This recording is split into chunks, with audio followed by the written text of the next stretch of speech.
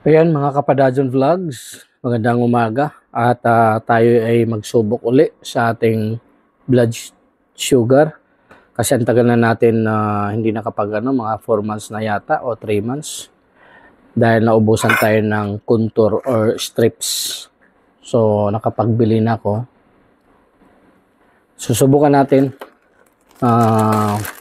Kumain na kasi ako, hindi ako nakapag-fasting pero subukan lang natin kung ano.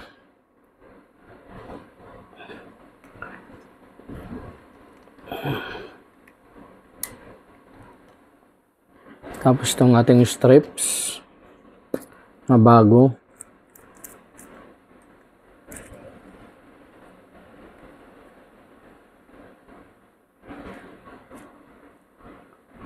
Kasi mostly talaga guys, yung aking blood sugar is 90 o hindi siya aabot ng 210.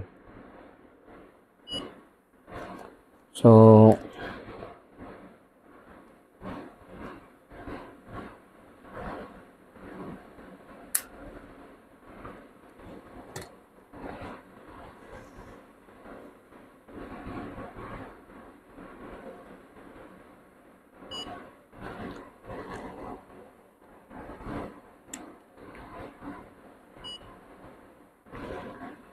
$127 kumain tayo. So ibig sabihin nun medyo mababa yung ano natin dito sa 127 kasi kakakain ko lang talaga pag akyat ko. Sinubukan agad natin. Rice pa naman at saka itlog yung kinain ko. So thanks God dahil yung ating blood sugar is 127. So yung ating kauna-unahang pag ng 2025 5/5/25 127. So yun yung ating so mamaya mga alas anong oras ba to? Alas 8.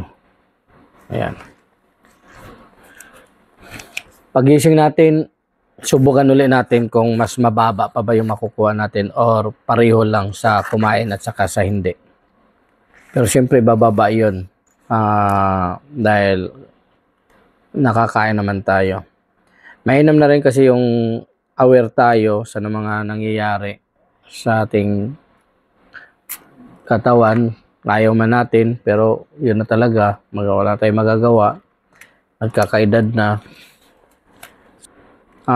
Kailangan lang talaga dito ay 100 or bababa pa sa 100. Yun yung ating i-maintain. So, ang ano ko naman ay hindi na ako masyado uminom ng malamig. Hindi ko alam kung yun ang dahilan. Tapos limitado lang din ako. Malakas din naman ako kumain ng kanin. Pero yung lakad ko talaga constant yung lakad ko. Naglalakad-lakad sa planta. Tapos ang bilis kong natutunawan. Tapos more on prutas, saging, apple, orange. Halos araw-araw yun. Hindi ako kumain ng mga junk foods. Kung makakain man ako soft drinks, hindi rin. Makainom man ako pag paksiw yung ulam or bihira lang. So yun lang. At maraming salamat sa inyong panonood. Bye!